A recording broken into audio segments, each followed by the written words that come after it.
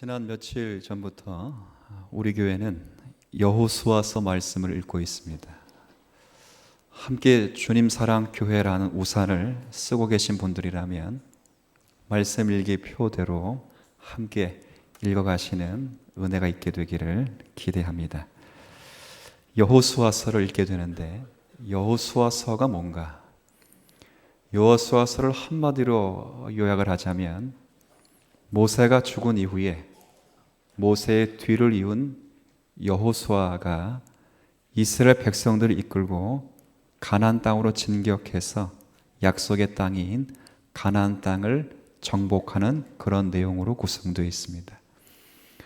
우리가 여호수아를 살피면서 유념히 이 말씀을 묵상해야 되는 부분은 어떻게 모세보다도 능력이 없고 모세보다도 카리스마, 권위가 없는 여호수아가 어떻게 약속의 땅을 정복할 수 있어서 어떻게 그 약속의 땅을 정복하고 하나님의 약속을 성취하는가, 이 관점에서 읽게 될 것입니다.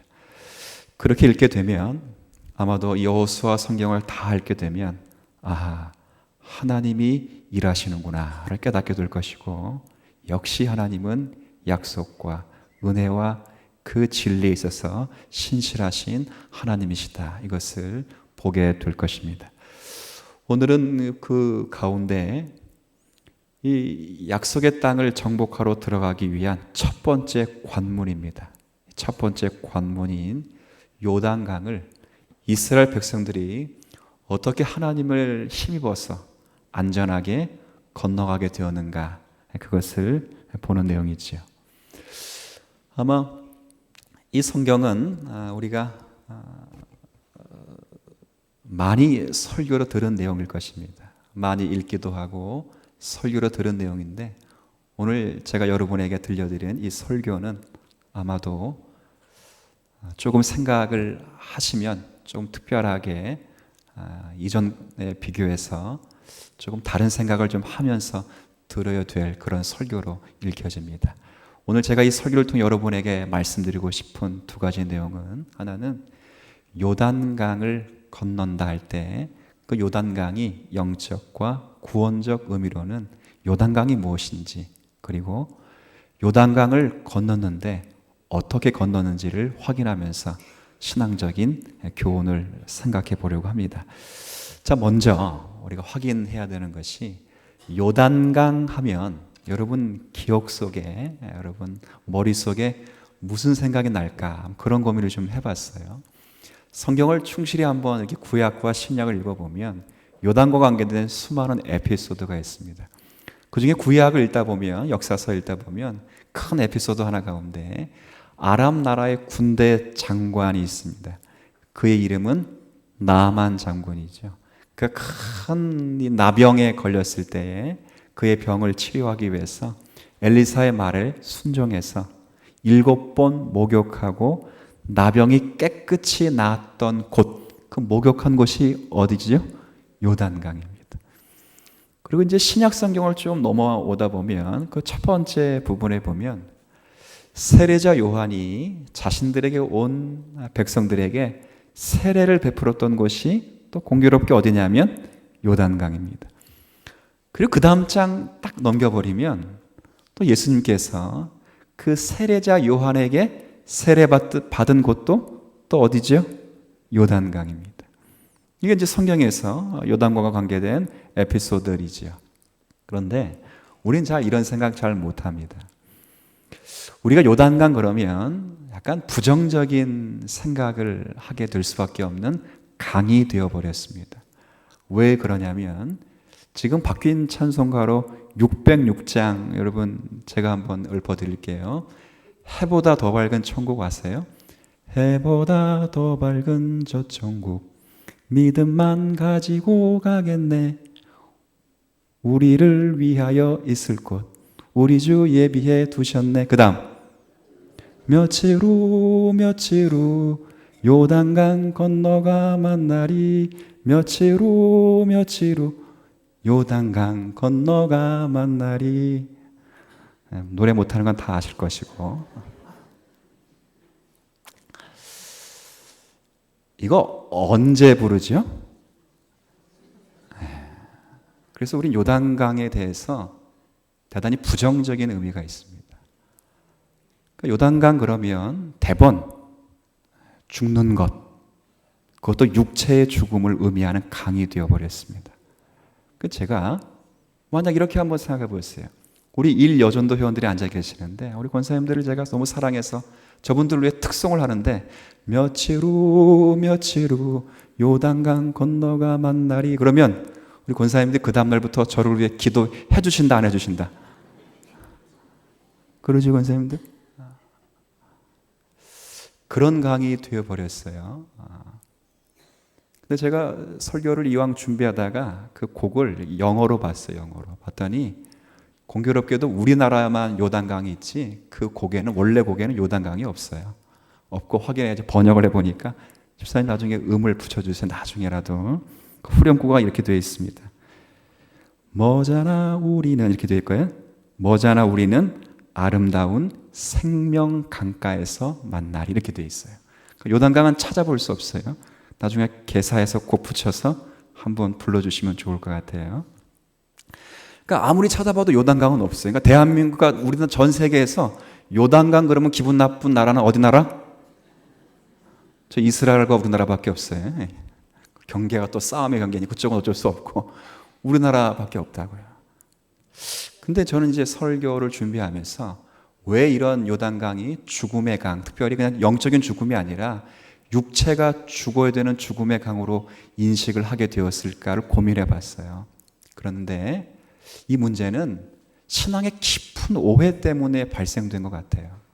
어떤 신앙의 깊은 오해냐면 가나안을 무엇으로 이해하고 있는가를, 그거에 대한 이해적 오해지요. 그러니까 우리는 대번 가나안 그러면 뭐라고 생각하냐면, 가나안 그러면 뭐라고 생각하죠? 천국이라고 생각해요. 가나안 그러면 천국의 상징이라고 생각을 해요. 그래서 천국 들어가려면 일단 뭐 해야 돼요? 이거 말하기 싫죠. 돌아가셔야 되잖아요. 그러니까 천국 그러면 돌아가셔야 되니까 이 가나안 땅에 들어갔던 최종 건너야 되는 강의 이름이 뭐였어요? 요단강을 뭘로 본 거예요? 육체의 죽음으로 본 거예요. 근데 제가 오늘 설교할 때 서두에 최종 관문지가 아니라 최초 관문지라고 일부러 그렇게 설교를 시작했어요.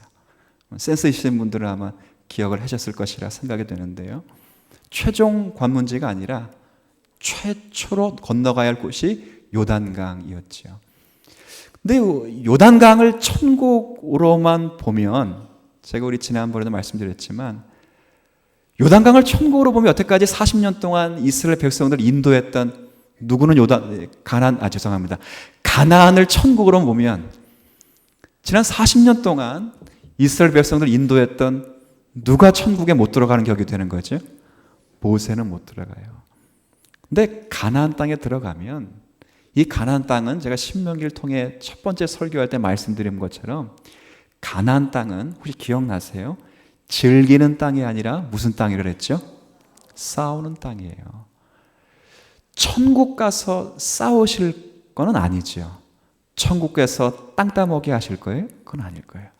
천국은 의와 희락과 화평이라고 해서 하나님의 성품이 가장 완벽하게 실현되는 곳이기 때문에 더 이상 갈등과 구별이 없고 온전한 주님의 영광과 기쁨이 가득한 곳이죠.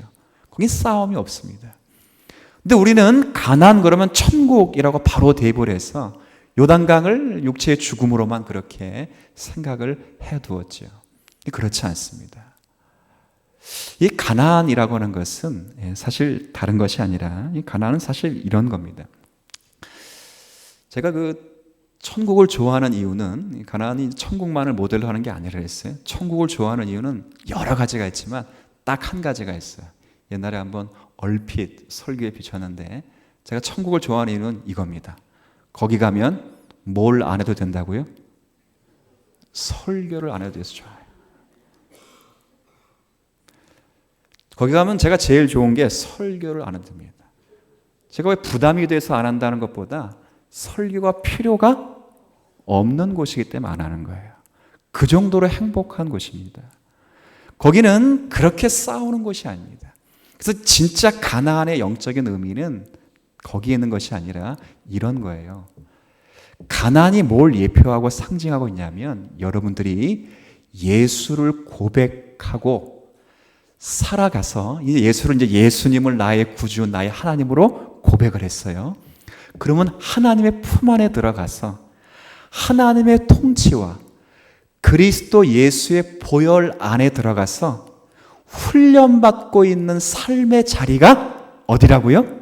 가나안이에요.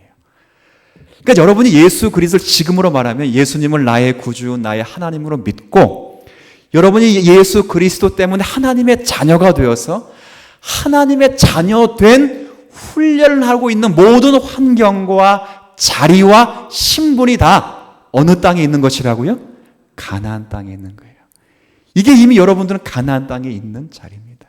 자, 그러면 이렇게 물어봐요. 이건 대답해 보세요. 그러면 여러분들 요단강을 건넜습니까? 아니면 앞으로 건널 겁니까? 한번 물어볼게요. 예수 그리스도를 나의 구주, 나의 하나님으로 진심으로 고백하십니까? 그럼 여러분들 하나님 품에 계신 것이고 예수 그리스도 보혈 안에 있는 것입니다.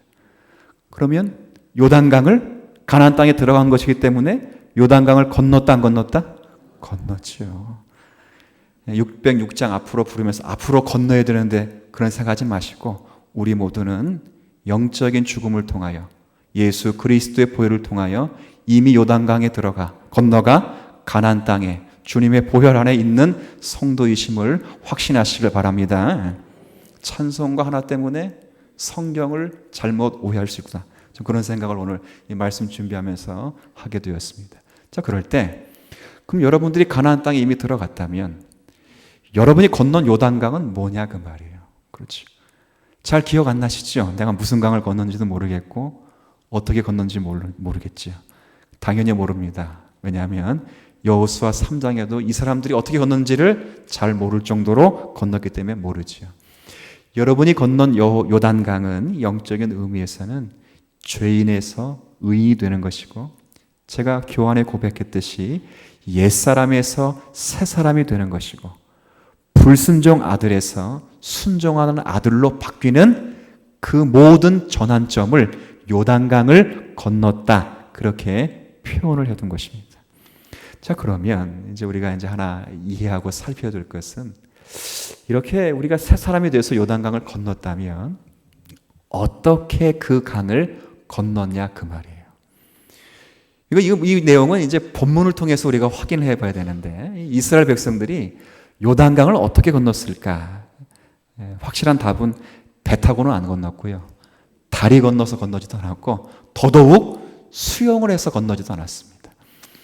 요즘 이제 우리가 성지 여행이라고 해서 많이 가보면 요단강을 보신 분들은 에게 그래요, 에게. 왜 그러냐면 요단강에 돌을 던지면 저 맞은편까지 갈 수 있는 샛강처럼 보여서 되게 좁거든요. 그러니까 요단강 요거 하나 못 건너 그런 생각이 들기 때문에 요단강 에휴 그래요.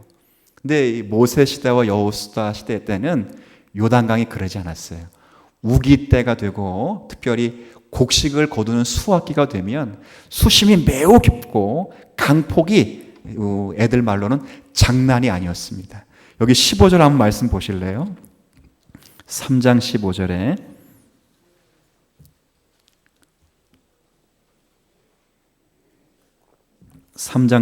제가 한번 읽어볼게요. 요단강이 곡식 거두는 시기에는 항상 언덕에 뭐 했어요? 넘쳤어요. 그러니까 요단강을 배를 타고 건너가지 않고 다리를 통해 건너가지 않고 더더욱 수영해서 건너간 것이 아니라면 이 요단강을 어떻게 건너갔을까? 이것이 오늘 저와 여러분들이 보면서 확인해 보아야 될 말씀이에요. 물론 그 답은 5절 보세요. 5절에 보면 이렇게 표현되어 있습니다. 여호수아가 또 백성에게 이르되 너희는 자신을 선결하게 하라. 그리고 마지막에 보면 여호와께서 내일 너희 가운데 어떠한 일을 행하신다고요?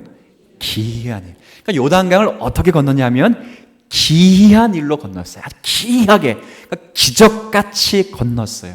왜 기적같이 건넜냐면 내일 이 요단강을 건너놓고 신앙 고백하는 그 고백을 보면 4장 24절입니다. 보세요. 4장 24절에 자, 24절.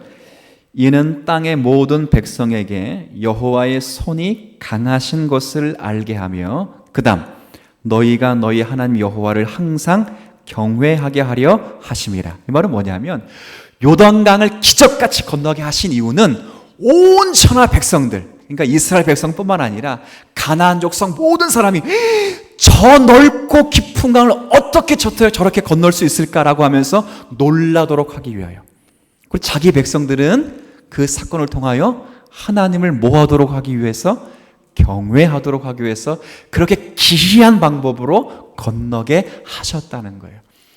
그러면 이 3장을 통해서 그 기이한 방법이 무엇인지를 좀 알아보셔야죠. 물론 이 3장 안에는 그 방법이 차근차근 잘 소개되어 있습니다. 그런데 기이한 방법이라고 소개된 것은 딱 하나입니다. 그게 뭐냐면 언약궤를 따라 건넜다는 거예요. 뭘 따라 건넜다고요? 언약궤입니다. 오늘 이게 핵심입니다. 제가 구절을 읽어드릴 테니까 여러분 눈으로만 확인해 보시면 계속 반복되는 단어가 언약궤와 언약궤를 메고라는 단어가 반복되어 있어요. 3절에 백성에게 명령하여 이르되 너희는 레위 사람 제사장들이 너희 하나님 여호와의 언약궤 매는 것을 보거든 너희가 있는 곳을 떠나 그 뒤를 따르라. 그러니까 이스라엘 백성들이 할 수 있는 단 한 가지 일은 언약궤를 보고 뭐 하면 돼? 따라가기만 하면 돼. 따라가기만 돼. 4절에 보시면 얼마의 거리를 두고 따라가야 되냐면 너희와 그 사이 거리가 2000규빗. 이게 얼마냐면 900m예요. 900m. 왜 900m의 거리를 두고 따라가야 되냐면 그 다음 잘 보세요. 그것에 가까이 하지 말라. 그리하면 너희가 행할 길을 알리니. 그러니까 900m의 거리를 두고 따라가야 될 이유는 900m 정도를 떨어뜨려 나야 언약궤가 잘 보이기 때문에 그래요. 그러니까 언약궤를 저 끝에서부터도 잘 보일 수 있도록 900m 정도 떨어뜨려 놓고 그 뒤를 따라가라는. 그러니까 백성들은 지금 계속 뭐만 하면 되는 거죠? 언약궤를 따라가기만 하면 돼요. 또 한번 읽어볼까요? 6절입니다. 여호수아가 또 제사장들에게 말하여 이르되 언약궤를 메고 백성에 앞서 건너라 하매 곧 언약궤를 메고 백성에 앞서 가니라. 자, 13절 이제 건너가게 되는 마지막 명령을 줍니다. 온 땅의 주 여호와의 언약궤를 맨 제사장들의 발바닥이 요단물을 밟고 멈추면 요단물 곧 위에서부터 흘러내리던 물이 끊어지고 한 곳에 쌓여 서리라. 14절부터 17절은 그렇게 이제 되는 거예요. 14절에 백성이 요단을 건너려고 자기들의 장막을 떠날 때에 제사장들은 언약궤를 메고 백성 앞에 나아가니라. 16절 그때 위에서부터 흘러내리던 물이 그쳐서 16절 중간에 쌓이고 후미에 끊어지고 그리고 마지막에 여리고 앞으로 바로 건널세. 17절 같이 읽습니다. 여호와의 언약궤를 맨 제사장들은 요단 가운데 마른 땅에 굳게 섰고 그 모든 백성이 요단을 건너기를 마칠 때까지 모든 이스라엘은 그 마른 땅으로 건너갔더라. 제가 계속 읽으면서 반복되는 단어가 두 가지가 나와요. 하나는 언약궤라는 단어와 그 언약궤를 메었다는 단어가 계속 나오죠. 그럼 백성들은 뭐만 보고 따라가면 되냐면 언약궤만 보고 따라가면 돼요. 이게 기이한 방법으로 요단강을 건너는 것입니다. 그러면 이제 우리가 조금 더 생각을 중요하게 해야 되는 것은 아니 언약궤가 뭐가 중요하길래 언약궤가 건너가니까 강물까지 끊겨지게 되는가? 이 문제가 남죠. 언약궤가 뭐가 신비한 힘이 있기에 언약궤가 강물에 들어가자마자 강물이 끊어지느냐 그 말이에요. 이 언약궤는 이스라엘 백성들 상당히 중요한 물건인데요. 왜 중요한 물건이냐면 이 언약궤는 하나님의 임재의 상징이 되는 것입니다. 그러니까 하나님이 어디서나 언제 어디에나 계시지만 항상 그 자리에 계시겠다고 약속하신 곳이 어디냐면 언약궤입니다. 언약궤. 그러니까 하나님은 어디에 계시냐 그러면 항상 구약 백성들은 하나님은 어디에 계셔요? 언약궤 위에 계셔요. 그러니까 이스라엘 백성이 사사시대에 보면 전쟁을 하러 나갈 때 이 전쟁에서 질 것 같으니까 뭐 들고 나갑니까? 하나님 들고 나가죠. 하나님 들고 나가기 위해서 뭘 들고 나갔어요? 마치 십자군 전쟁하듯이 그렇게 했다고요. 그 전쟁에서 졌다고요? 이겼다고요? 물론 졌지요.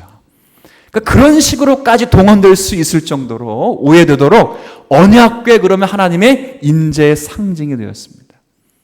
왜 하나님이 거기에 임하시는가? 이게 우리가 살펴야 될 일입니다. 왜냐하면 언약궤 안에는 세 가지의 물건이 담겨져 있어요.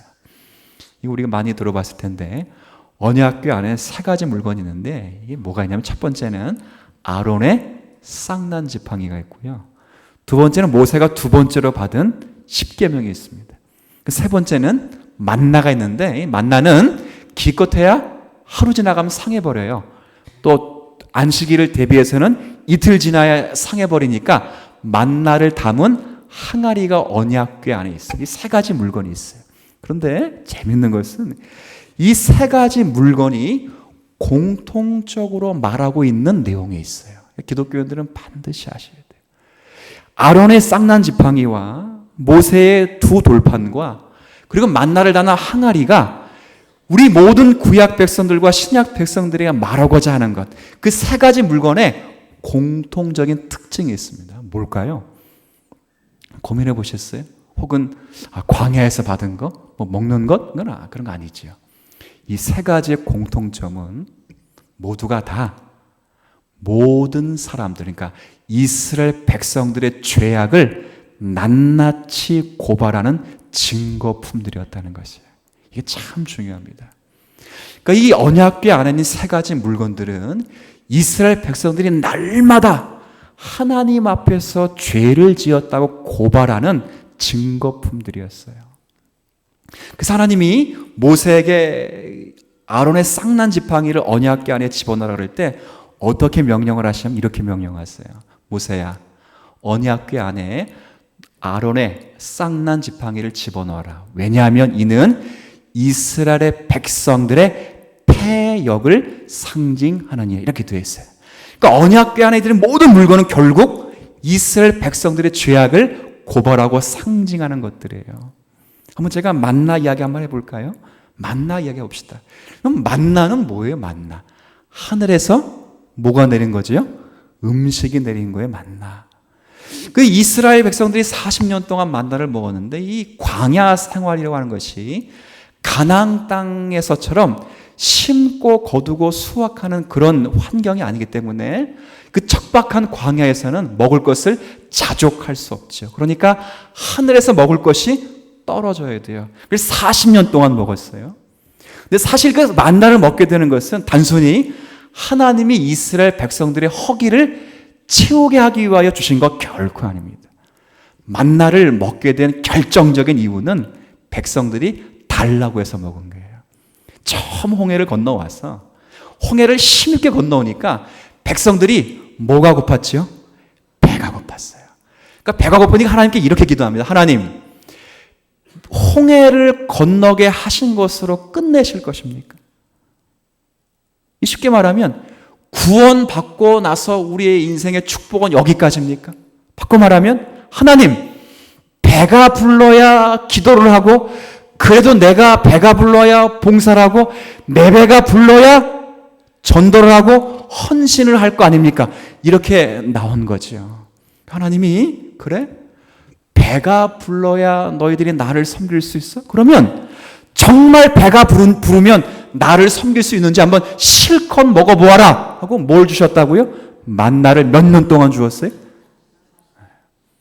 근데 만나만 먹으면 이게 맛이 없어요. 여러분 그 제가 조동부 이렇게 여름 성경학교 하면 권사님들이 가끔 하는 게 있어요. 고구마 가지고 뭘 만드시냐면 뭘 만드는지 혹시 맛보셨어요? 마탕을 만들어요. 그거 되게 맛있습니다. 요번에 만들었는지 안 만들었는지 모르겠는데 만든 거 먹으니까 되게 맛있어요.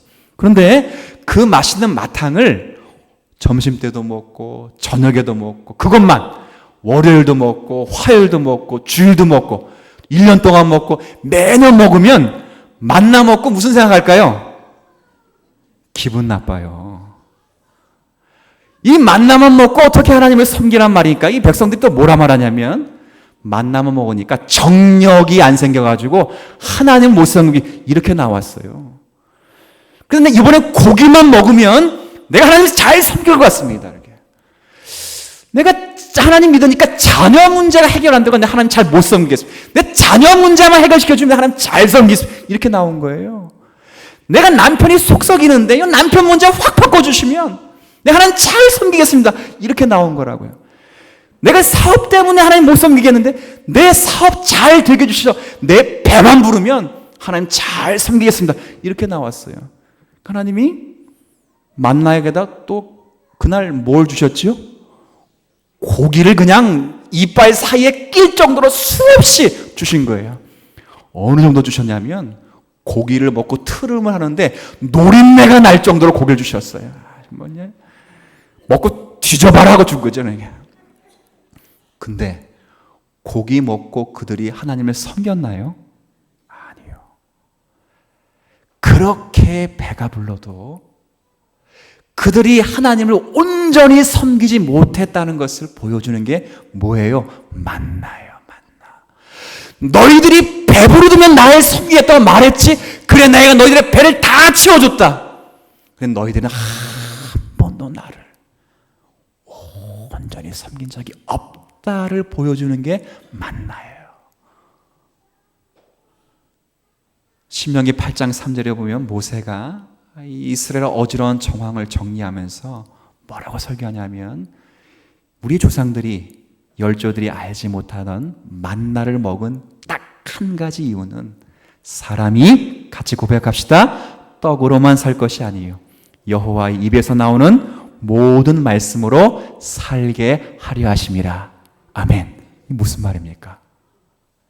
배불러도 너희들은 하나님을 못 섬긴다 그거예요. 우리 인생이 먹고 마시는 것이 다 우리의 원대로 해결될지라도 우리의 스스로 힘으로는 하나님을 섬길 수 없다는 것을 만나가 40년 동안 끊임없이 보여주었다 그 말이에요. 그럼 우리는 무엇을 가지고 하나님을 섬길 수 있는가? 자녀의 문제가 내 앞에 결정적인 악한 상황으로 다가올지라도 남편과 사업의 문제, 먹고 마시는 문제가 내가 원하는 대로 해소가 되지 않을지라도 언제 어디에서나 오직 하나님만을 의지하는 단 한 가지 하나님을 의지하는 그 마음으로만 성도가 살아야 된다는 것을 뭘 가지고 가르쳤다고요? 만나를 통해 가르쳤어요. 저들이 못 깨달았지요. 만나는 그래 저들의 죄를 고백하는 것입니다. 그런데 왜 이것이 은혜의 상징이 되었냐면 보세요. 언약궤 안에 있는 세 가지의 물건이 인간의 무엇을 고발하는 증거품이라 해서 제가 지금 죄입니다. 근데 그게 왜 하나님의 은혜의 상징이 되냐면 언약궤 안에 물건을 집어넣고 그 위에 뚜껑을 덮었는데 그 뚜껑의 이름이 뭐지요? 베풀 시자의 은혜 은자의 자리 좌자를 쓰는 시은좌예요. 그러니까 저들이 아무리 불순종하고 죄악이 많을지라도 거기를 그 죄악 덩어리를 덮고 계시는 분이 계신데 그분이 누구시라고요? 하나님이시라는 거예요. 그래서 이 언약궤가 은혜의 상징이 되죠. 이스라엘 백성들이 1년에 딱 한 차례 대제사장들이 어린 양을 죽여 그 어린 양의 보혈의 피를 가지고 어디 위에 뿌립니까? 언약궤 뚜껑인 시운자 위에 뿌리면 저들이 만나를 먹고 죄를 지었고 저들이 두 번째 십계명을 받을 때까지 패역했고 저들이 모세의 지도자를 아론의 지도의 격을 의심하여 하나님께 불순종한 모든 죄악까지라도 어린 양 되시는 그 보혈의 피로 깨끗이 용서함을 받는다는 것을 통하여 보여주신 것이 시운자이지요. 결국 우리가 죄에서 생명으로 오고 요단강을 건넜다 그랬습니다. 우리가 옛사람에서 새사람이 된 것은 우리의 의지와 노력과 깨우침으로 된 것이 아니라 우리는 죄악 덩어리요 우리는 허물과 죄로 죽은 자들인데 우리 가운데 있는 예수 그리스도의 보혈의 피로 말미암아 우리가 요단강을 건너 가나안 땅에 들어왔다는 것을 영적으로 보여주는 것이 오늘 본문이 우리에게 말씀하는 내용이죠. 기이한 방법이죠. 오늘 우리가 이 내용을 확인해야 되는 것입니다. 그러니까 단순히 언약궤를 따라 건넜다, 거기 신비한 어떤 능력이 있는 것이 아니라 우리가 구원받고 하나님 품에 안긴 것은 바로 그와 같이 하나님의 은혜와 사랑의 한 결과인 것이고, 우리가 언약궤만을 바라보러 하는 것은 바로 그와 같이 우리를 위해 죽으신, 우리를 위해 피 흘리신 예수 그리스도만을 바라봐서 이 땅의 승리자가 되라고 하시는 주님의 넉넉한 격려의 말씀이 되는 것입니다. 자, 그러면 이제 마지막을 확인하셔야 되는데, 저희는 뭘 지금 확인하셨냐면 요단강을 건너 하나님의 기적적인 방법으로 가나안 땅에 들어왔습니다. 이제 여러분, 가나안 땅에 들어온, 하나님 품에 들어온, 그리스도의 통치와 보혈 안에 들어온 자들이 어떻게 살아가야 되는가, 그 문제죠.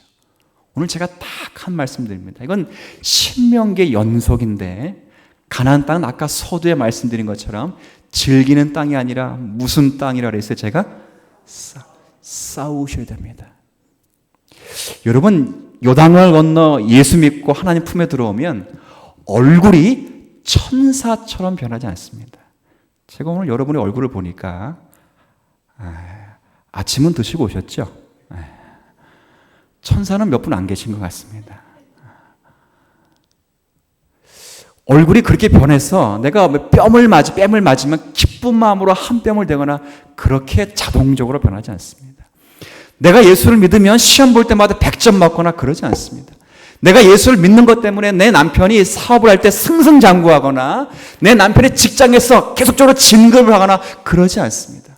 내가 예수를 믿는 것이, 내가 건강이 악화됐을 때 기도 한 방으로 모든 것이 청산되는 것이 예수를 믿는다는 증거가 아닙니다. 예수를 믿는다는 증거는 여러분, 예수 그리스도를 믿어 가나안 땅에 들어왔다는 것을 어떻게 확인받아야 되냐면, 여러분들이 뭐 하시는 것으로 확인받으시라고요? 싸우시는 것으로 확인받으셔야 된다고요. 어떻게, 무엇을 가지고 싸우셔야 돼? 옛날에는 그것이 죄가 아니었는 줄 알았는데 지금은 예수 그리스도를 믿다 보니까 지금 이 순간에 죄악을 상징하는, 세상을 사랑하는 그 마음, 돈만을 사랑하는 마음, 성공과 명예와 출세만을 사랑하는 그 마음, 술, 담배를 끊지 못하고 여전히 죄에 탐닉하면서 그리스도의 은혜를 망각하게 하는 그 죄와 열심히 싸우시는 모습이 있을 때, 여러분 지금 요단강을 건너 어느 땅에 들어왔다고요? 가나안 땅에 들어온 것을 확인하셔야 된다고요. 이 싸움 싸우세요. 나는 주님밖에 없습니다라는 그 싸움을 싸우셔야 되죠. 뻔뻔하게 고개 들고 와서 난 내 힘으로 요단강을 건넜어, 맞짱 떠지 마시고 여러분이 죄와 싸우시면서 부족한 죄의 모습 속에서라도 주님의 언약궤를 보겠다는 마음을 가지고, 주의 그리스도의 보혈을 따르겠다는 마음을 가지고 싸우시길 바랍니다. 이게 성도가 살아가는 자리죠. 오늘 본문은 이렇게 기록하고 있어요. 그 본문을 5절입니다. 5절에 앞부분만 읽을게요. 5절, 여호수아가 또 백성에게 이르되 너희는 자신을 뭐하라고요? 성결하게, 깨끗하게 하시랍니다. 성경에서 거룩과 성결이나가 단어가 쓰여질 때는요, 결코 종교적 형식의 생활이라든가 신약으로 바꾸면 교회 생활로 쓰여진 적이 한 번도 없어요. 그렇게 쓰는 사람은 다 이스라엘 백성들이 하나님 앞에 자기를 포장하기 위해 썼지, 하나님은 거룩이란 말, 성결이란 말을 교회 생활에 적용해 본 적이 한 번도 없습니다. 그럼 이 말은, 거룩과 성결이란 말은 어떤 의미냐면, 저와 여러분들이 다 예수 그리스도께, 그러니까 여러분이 예수 그리스도께서 내가 얼마나 예수 그리스도에 집착하고 있느냐의 정도에 따라 거룩과 성결이 나타나는 것이고, 내가 살아가는 유일한 삶의 근거가 예수 그리스도만이다. 또 외산이 물어볼 때 나 예수 그리스도 때문에 산다라고 자신 있게 말할 수 있는 사람은 그 사람은 거룩한 사람이요 성결한 사람이고, 여러분의 살아가는 모든 삶의 자리에서 나의 존재를 예수 그리스도로 확인받을 수 있는 사람이면 거룩하고 그 사람이 성결한 존재로 살아가는 거예요. 신앙생활은 다른 게 아닙니다. 교회 생활을 잘하는 게 신앙생활이 아니고, 여러분의 모든 시간 속에서 여러분들 그리스도의 보혈의 공로 속에 여러분을 처음 밀어넣는 것이 신앙생활이에요. 그래서 싸우는 것. 그래서 왜요? 예수님만이 길이요 진리요 생명이시고, 그 진리이신 예수님이 여러분을 자유하게 하시기 때문에 그 자유를 누리시려면 여러분의 모든 인격과 존재를 그리스도의 보혈에 집어넣으시는 싸움을 싸우시란 말이에요. 그게 거룩이에요. 거룩. 그게 성결이라고요. 우리의 인격과 우리의 한계와 우리의 부족함 때문에 이 싸움에 넘어지는 것 잘 알고 있습니다. 그래도 뻔뻔하게 고개를 드시고 그 자리에서 언약궤를 바라보시는 축복이 있게 되길 바랍니다. 주님은 그런 자를 거룩하다 말씀하세요. 제가 주일날은 좀 피곤합니다. 피곤한 이유는 설교를 3번 하기도 하고 그거지만, 모든 목사가 토요일이 되면 잠을 못 자요. 아마 모든 목사의 공통점 가운데 하나입니다. 잠을 못 자는 이유는 기대감과 불안감과 그리고 설교에 대한 부담감 때문에 그렇겠죠. 그리고 하루에 주일 되면 3번의 설교, 제 설교는 가끔 목이 삑살이 날 정도로 이렇게 떠들어대기 때문에 좀 에너지가 쏟아지는 경우가 있습니다. 그러면 3번의 설교 다 끝나고 저녁에 집에 들어가면 말 그대로 체력적인 한계 때문에 파김치가 됩니다. 근데 이 사정을 우리 아내와 첫째 딸은 잘 압니다. 저를 안 건드리죠. 근데 모르고 건드리는 애들이 2명이 있습니다. 얘는 내가 들어가자마자 나랑 관계없이 벗은 발로 날라와서 내 품에 안겨 나랑 놀아달라고 하는 거야. 책 읽어달라, 뭐 해달라. 그리고 마지막 놈은 싸움만 하지. 어디서 싸움질을 배웠는지 모르겠지만 일단 걔가 주먹을 날리면 제가 넘어지는 훈련을 수없이 수백 번 반복하다가 잡니다. 안 넘어지면 울지요. 안 넘어지면 죽을 것 같지요. 그런데 그렇게 내게 달려오는 그 단 한 가지 이유는 그 아이가 나밖에 모르기 때문에 그렇고, 자신의 전 인생 속에서 아빠라고 하는 존재가 모든 삶을 전체를 이끌어가기 때문에 그는 내게 달려오는 거죠.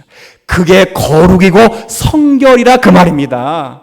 그 아이가 거룩하다는 게 아니라 여러분이 죄악 가운데 이 세상에 탐닉할지라도 여러분이 주님밖에 없다는 사실을 가지고 유일하신 주님 앞에 뻔뻔스럽게 달려나와 고백하고 기도하고 간구할 수 있는 그 용기, 그 뻔뻔스러움, 그게 성결이고 거룩이에요. 왜요? 그분만이 나의 길이고 그분만이 나의 진리고 나의 생명인데 무엇이 그 관계를 끌어낼 수 있겠냐 그 말이죠. 하나님이 그렇게 여러분을 사랑하시고 여러분을 기이한 방식으로 요단강을 건너 하나님 품에 들여보냈습니다. 즐기시려고 하지 마시고 싸우십시오. 자기의 예쁜 성과 싸워보십시오. 남편과 싸우지 말고 애새끼들과 싸우지 말고 여러분의 죄악된 모습과 열심히 한번 싸워보십시오. 이 싸움에 실패하고도 떳떳하게 주님께 나와 살려달라고 애원하십시오. 그런 자들이 환난 중에 주님을 만날 것이요 기도할 때 응답이 있을 것입니다. 이런 은혜 누릴 수 있는 우리 모두가 되시기를 주님의 이름으로 축복합니다. 하나님 아버지, 주님의 보혈의 공로에 자신의 전 존재를 밀어넣는 정말 거룩한 성도가 되길 원합니다. 물론 우리의 연약함과 한계와 죄된 모습 때문에 이 모습 속에서 항상 하나님의 자비와 긍휼이 있어야 된다는 사실을 기억하고 우리의 죄를 고백하는 그 언약궤 뚜껑이 쉬운 자임을 기억하여 우리를 위해 피 흘려 돌아가신 예수 그리스도의 공로만이 나의 사랑과 나의 은혜를 붙잡게 하시는 유일한 하나님의 방편인 줄 알고 주님 앞에 가까이 나와 우리 모든 인생을 주님으로 확인받는 우리 모든 교우들 될 수 있도록 은혜 더하여 주옵소서. 예수님의 이름으로 기도 올립니다.